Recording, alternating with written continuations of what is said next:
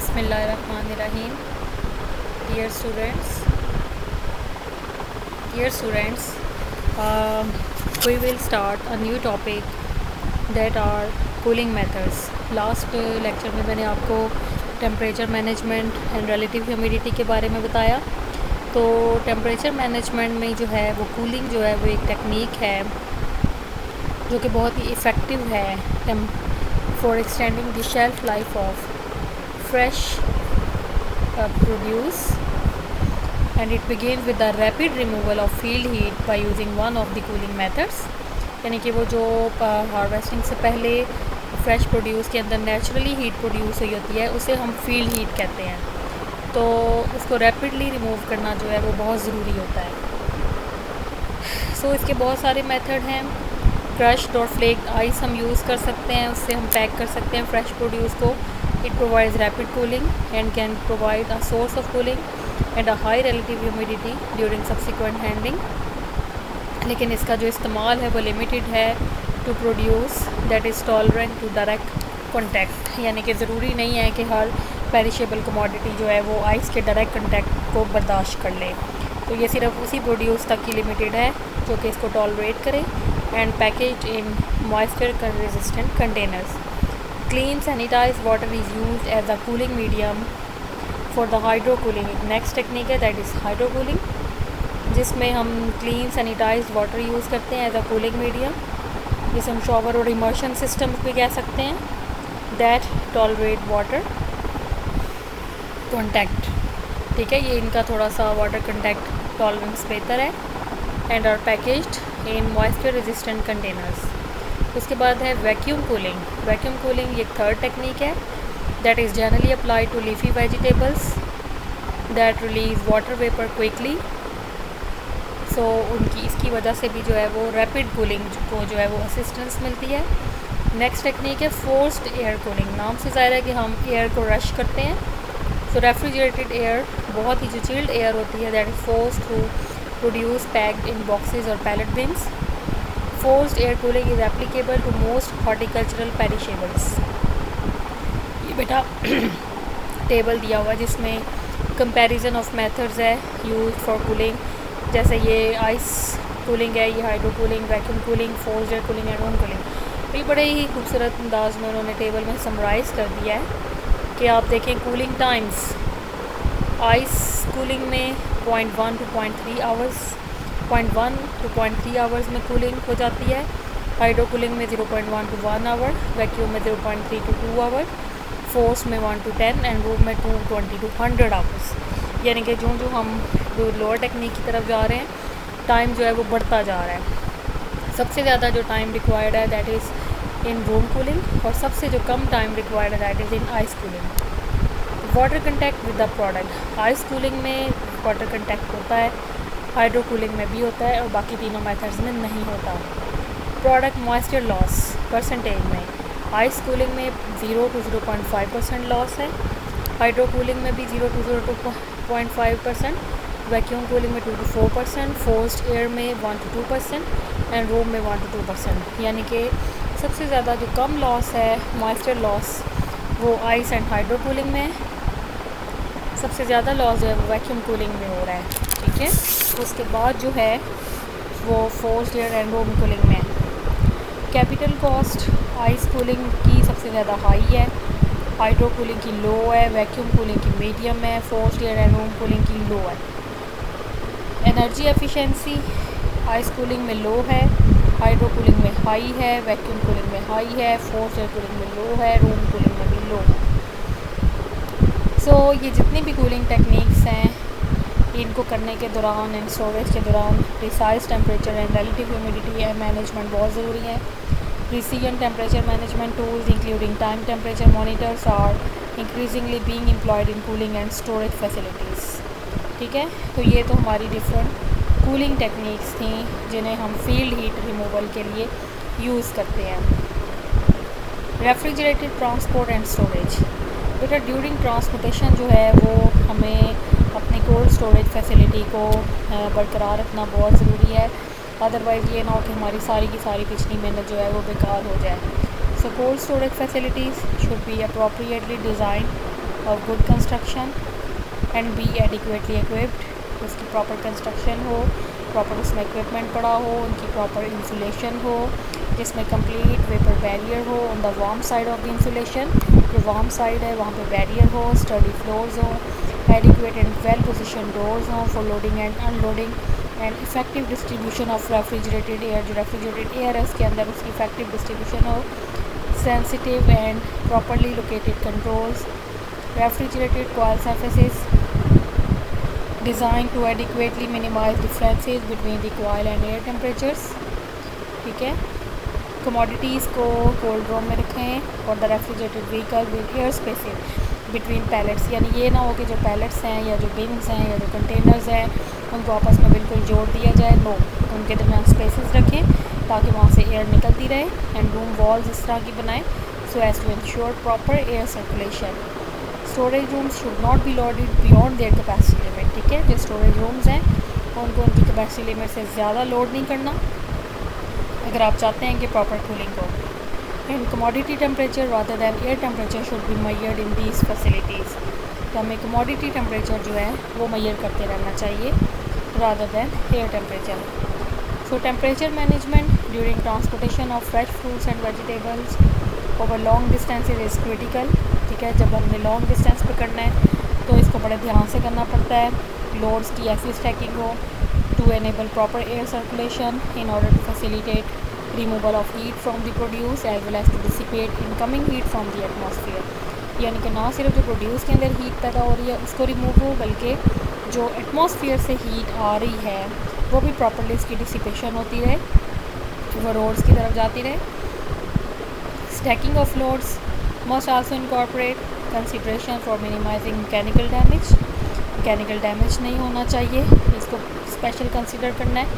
And transit vehicles, जो vehicles use हो रही हैं, गाड़ियाँ जो यूज़ हो रही हैं, must be cooled prior to loading of the fresh produce, ठीक है। वो लोडिंग से पहले उनको प्रॉपर्ली कूल होना चाहिए। And delays between cooling after harvest and loading into transit vehicles should also be avoided, ये भी बड़ा इंपॉर्टेंट पॉइंट है कि हार्वेस्टिंग के बाद और जो लोडिंग का टाइम है वो बहुत मिनिमम होना चाहिए, कम से कम होना चाहिए, यानी कम से कम टाइम में हम अपनी प्रोड्यूस को हार्वेस्टिंग के बाद कूलिंग करके तो हम उसको लोड करते हैं। So proper temperature maintenance should be ensured through out the handling system, तो ये जितना भी तो पूरा एक चेन है, ये हैंडलिंग सिस्टम जो है इसमें जो प्रॉपर टेम्परेचर मेंटेनेंस है वो बहुत ज़रूरी है।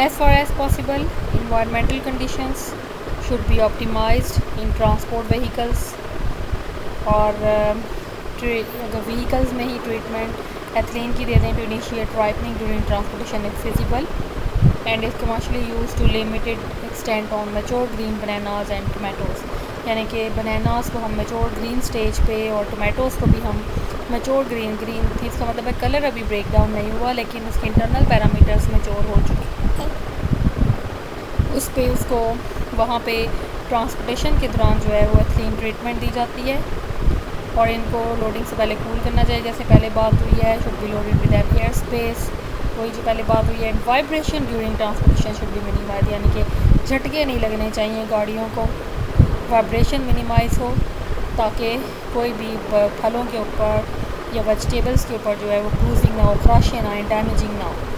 Control atmosphere and precision temperature management should where possible, जहाँ पे पॉसिबल है वहाँ पे आप सीए स्टोरेज अप्लाई करें, और ताकि non chemical insect control for market with poses quarantine restrictions against pest, ठीक है। तो क्योंकि हम नहीं चाहते कि हम केमिकल फ्यूमिगेशन दें, तो जहाँ पे पॉसिबल है वहाँ पे control atmosphere storage and precision temperature management से बेटा अगर काम चल जाए तो दैट इज़ द बेस्ट, बजाय इसके कि हम जो है वो स्प्रेज करें, केमिकल्स यूज़ करें, ठीक है। तो mixing several produce items in one load is common and often compromises have to be made in selecting an optimal temperature and atmospheric composition when transporting chilling sensitive with non-chilling sensitive commodities or ethylene producing with ethylene sensitive commodity। ये point देखिएगा कि sometimes होता क्या है कि during transportation हम अपना fuel बचाने के लिए, टाइम बचाने के लिए, लेबर बचाने के लिए जो है वो डिफरेंट काइंड्स ऑफ जो कमोडिटीज़ हैं उनको मिक्स करके रख देते हैं, हम कंप्रोमाइज़ कर लेते हैं, जिसमें चिलिंग सेंसिटिव को हम नॉन चिलिंग सेंसिटिव कमोडिटीज़ के साथ रख देते हैं, और ethylene producing with ethylene sensitive commodities के साथ रख देते हैं। तो रखनी पड़ भी जाती हैं समटाइम्स, अगर रखनी पड़ भी जाए फिर उसको कैसे मैनेज करना है। So ethylene scrubbers can be used, जो एथिलीन सेंसिटिव कमोडिटीज़ हैं उनके लिए ethylene scrubbers can be used to remove ethylene from the circulating air within the vehicle. Several types of insulating pallet covers are available for protecting chilling sensitive commodities, यानी कि इसके अलावा covers मिलते हैं जो इसको प्रोटेक्ट करते हैं जब वो को ट्रांसपोर्ट किया जाता है with non chilling sensitive commodities at temperature below the threshold chilling temperatures. ठीक है, तो ये बड़ा इंपॉर्टेंट पॉइंट था। तो ये देखें बेटा, ये भी ये कोल्ड चेन का थोड़ा सा बताया है। ये वही चीज़ है कि ओवरऑल फार्म टू फोक जो है हमने कूल कंडीशंस को जो है वो कैसे बरकरार रखना है। Cold chain encompasses all the critical steps and processes that foods and other perishable products must undergo in order to maintain their quality, और cold chain is only as strong as its weakest link. तो इसकी जो limitations हो सकती हैं that are due to either the lack of और limitations in refrigeration, handling, storage and humidity control. अगर आप इस पे एक दफ़ा कोल्ड चेन पे इन्वेस्टमेंट कर लेते हैं तो it will ultimately lead to a reduction in the level of losses and quality degradation in fresh produce with overall net positive income returns. ठीक है बेटा, तो ये इसको आप यहाँ तक देख लें। अच्छा जी, उसके बाद ये एक टॉपिक है treatments to reduce microbial contamination. ये भी इजी सा है, आपने पहले भी बड़ी दफ़ा पढ़ा है कि ओवरऑल फूड सेफ्टी में हम जो है वो फ्रेश प्रोड्यूस को माइक्रोबियल कंटामिनेशन से बचाने के लिए कौन सी ट्रीटमेंट्स देते हैं। तो ये गाइड दिया गया है जो कि अक्टूबर 1998 में US food and drug administration की तरफ से पब्लिश हुआ for fresh fruits and vegetables to minimize microbial food safety hazards. इसमें नंबर 1 क्या है, prevention of microbial contamination of fresh produce is favoured over reliance on corrective action once contamination has occurred.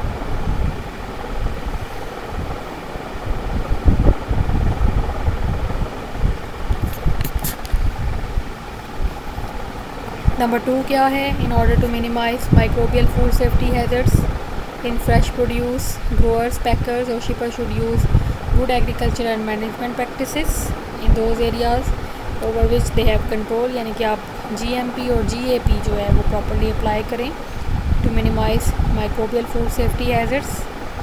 इसके अलावा microbial जो fresh produce है वो किसी भी पॉइंट पे माइक्रोबियल बायोलॉजिकली कंटेमिनेटेड हो सकती है along the farm to table food chain. Human और animal faeces are the source of microbial contamination of fresh produce. Human जो वहाँ पे काम करते हैं फील्ड में, एनिमल्स जो वहाँ पे काम करते हैं, तो वो उनके जो फीसिस हैं that are the major sources of microbial contamination of fresh produce.